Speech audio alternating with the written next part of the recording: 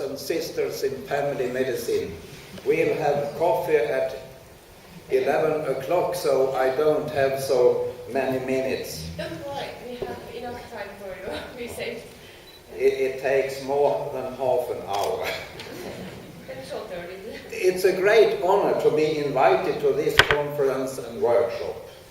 I always feel very well when I visit the town of good thoughts. And my topic is to talk about Scandinavia. We have 3 different care systems. We have 3 different systems of education to be a specialist in family medicine. And I think the best is to read this in your own chamber.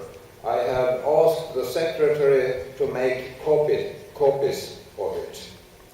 So I can just say a few words about the Swedish system. We have a basic education at the university during 5.5 years. Of course, we have realized the Bologna system, and I think we are going to have a basic education during 6 years in the future in Sweden. And after this basic education, we have a special practical training. We call it AT, allmäntjänstgöring. If we translate it word by word, we can say general practice or something like this. And it's about 1.5 years. And after this AT, you get the authorization. But then you have to specialize. And all specialties in Sweden are during 5 years, also family medicine. And the trainee is responsible for these 5 years.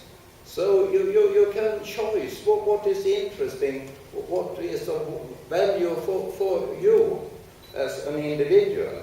So if you want, you can spend these 5 years at the same healthcare center, vård, central, as we say in Sweden. There is a demand of 6 courses, and we have something very new in Sweden. You have had it for many years here in Estonia, and that is you have to make a research project. And of course your tutor at the health center, vårdcentralen, is like me without any academic experience. So when you do this research project, you must have a special tutor. But I think it's the best for you to read this paper, because there are so many differences between Sweden, Denmark and Norway.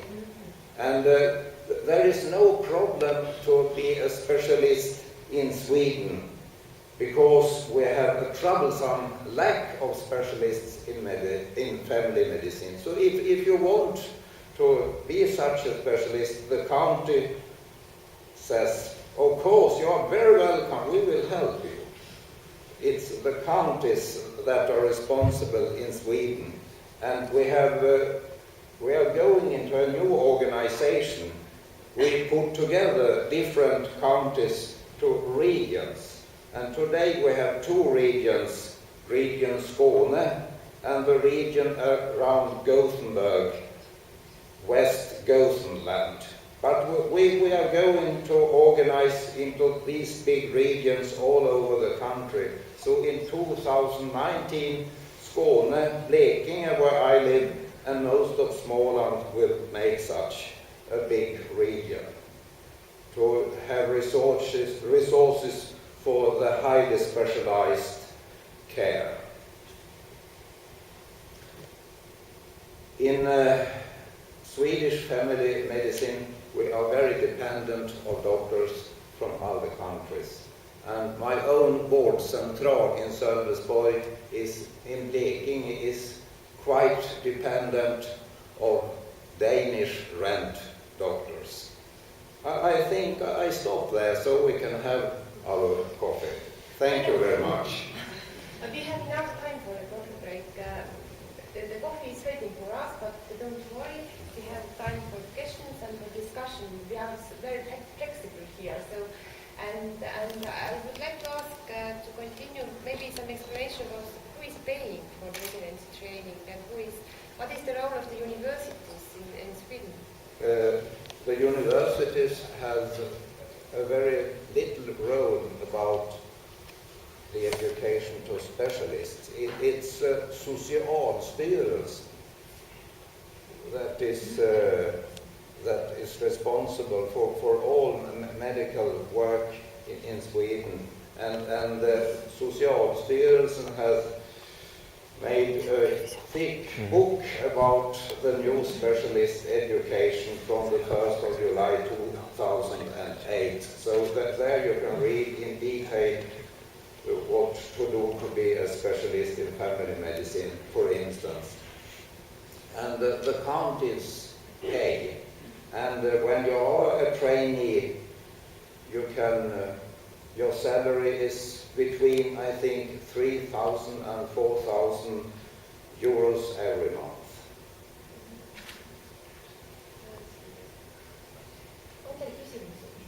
Do you have questions, everybody? Everybody.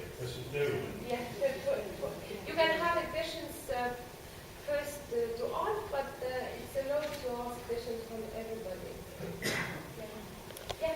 I have a question both to Kari and the Swedish system. So it means that the doctor has got his diploma as a doctor, and now he is making agreement to the county or health care center, and they have agreed that from this young doctor he becomes a specialist, and then he is paid by the future place where I start to work. They have some kind of contract with I'm sure that I'm becoming a family medicine specialist and I'm coming to this health center. That's why I pay for the study. I can work, and so I can get money to study as a specialist. And that is done in counties in Sweden. Do I understand correct? You can get the work for the future at the clinic or the board central where you are educated as a specialist. Yeah.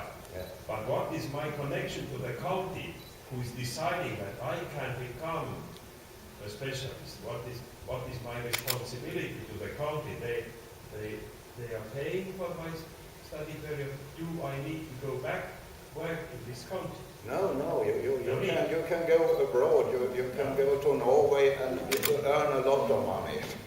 Just to explain, this is not the country pays for the education, that the residents get that normal salaries for the work that they are doing, and they do not have further responsibilities for the future. So this is the system where healthcare pays for the work of residents. Yes, there are no agreement with the residents and the health center. But those in health center, they have a great hope that they will come to work later in our health center. Yeah. So the counties in Sweden take a very big risk. They invest a lot of money, but often they lose the young specialist to another county or to another country. Like Estonian state does. Can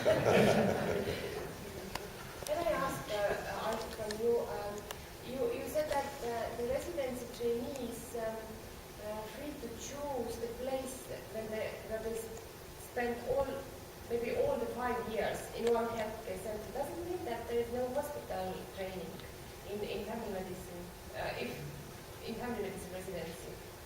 No hospital, just in health center. My experience is that the trainees in family medicine spend very little time in family medicine. Most of the time they are at different clinics at the hospital.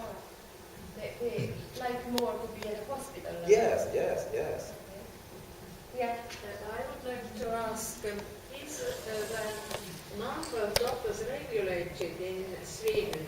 How many you take into university to medical faculty, and how many doctors will specialize on specialities? Are there some number like we have, that we need, for example, one surgeon this year, or we need one pediatrician this year, and we take one person to residency training? Is it so in Sweden, the regulation of number of specialties and number of doctors?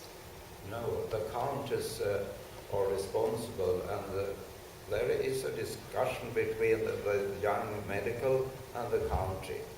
And in Sweden we have lack of all kinds of doctors, so the young doctors is in a very good position for the future. And of course, if you want to be a thoracic surgeon at Karolinska Hospital in Stockholm, it's very difficult, but to be a family doctor or to be a psychiatrist, you can choose as many places, how many places as you want to. But to take students into medical faculty, is it regulated, this number? This is regulated, but the basic medical education in Sweden is expanding very rapidly. But in spite of this great expansion, 2,500 Swedes are studying medicine abroad. So our system of basic medical education is insufficient.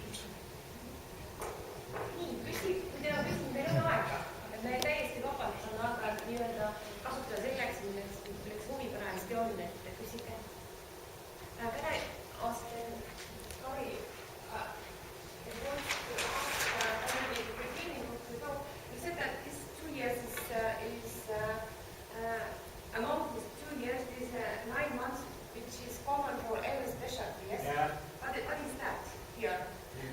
This is free. I think that like in Sweden, the residents can take some this kind of places he or she thinks that it's good for her. Is this residency training in permanent institution, like it is the longest among the other specialties? It's our specialties, most of our specialties takes 6 years. And